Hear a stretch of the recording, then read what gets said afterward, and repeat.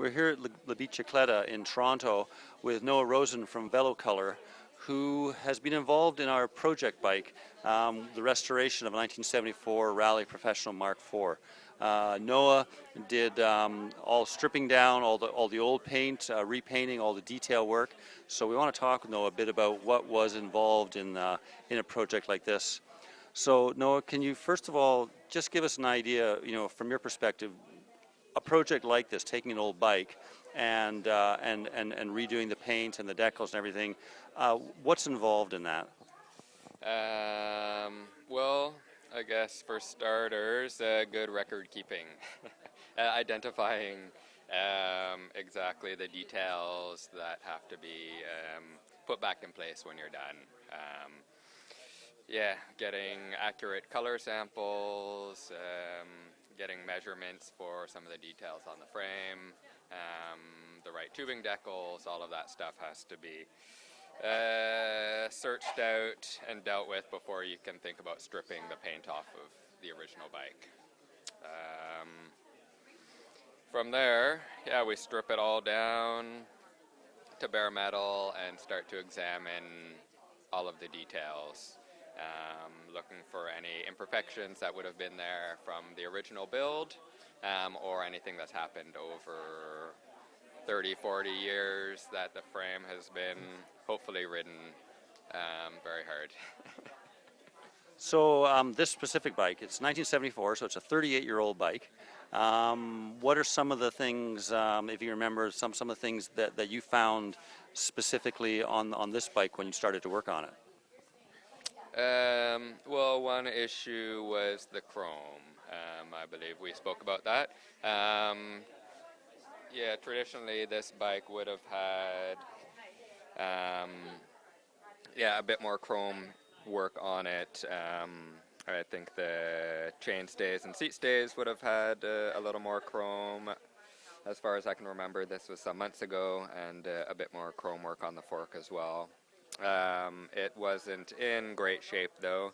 Something like that has to be considered with the restoration. The chrome would have been stripped and redone, repolished, which does add considerable expense and time to a project like this.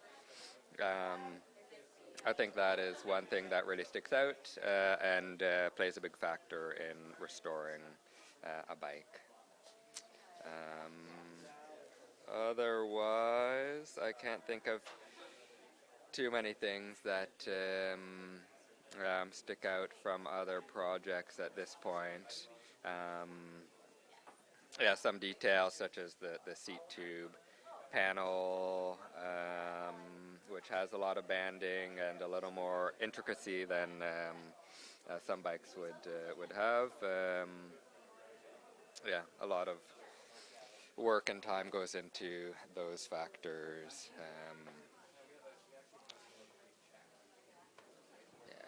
Now, how about in terms of number of hours that would be involved in a project like this? What sort of time would you expect that you would have to put in to getting this back to the condition it's in now from when you received it? Right.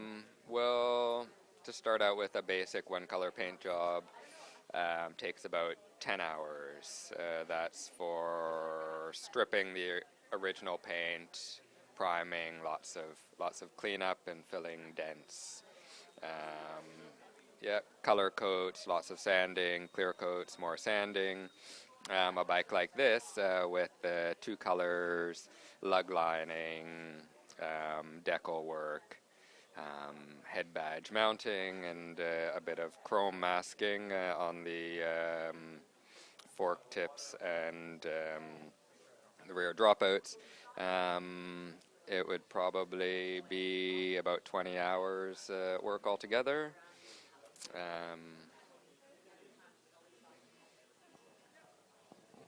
And I mean, for you, how much of your work is involved in doing these sort of restorations as opposed to somebody has a newer bike and says, I just want a different sort of unique paint job?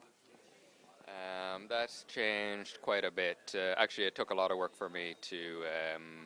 I was known for many years as a restoration painter, and not so much for painting brand new carbon or titanium bikes.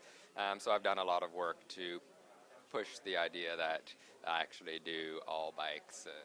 I love bikes, and I want to be painting, you know, every sort of bike, standard city bike to brand new, yeah, carbon race bike, anything in between. But still, I think I do over 50% restoration work. I still have a good reputation for doing this sort of work, so older Cinellis, for sure, I've done lots of those.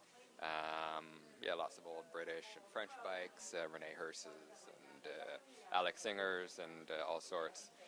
But the carbon bike, I think for sure the past few years we've seen a huge number of people coming into cycling and buying, you know, kind of high-end carbon road bikes, and a lot more of those people are coming to me to look for something or to make their bike stand out a bit from what people are buying in the store. So, I mean, how long does somebody expect to wait for? Well, let's talk about a restoration first. I mean, if they bring something into you, you know, obviously it varies depending on what sort of shape it's in. But you know, in terms of you tell them like come back in 6 months or 3 months, or do you have a rough idea how long it normally takes for someone who wants to get a job like this done? Well, I do my best to keep track of all of this. These days, the standard wait time is a little over 4 months.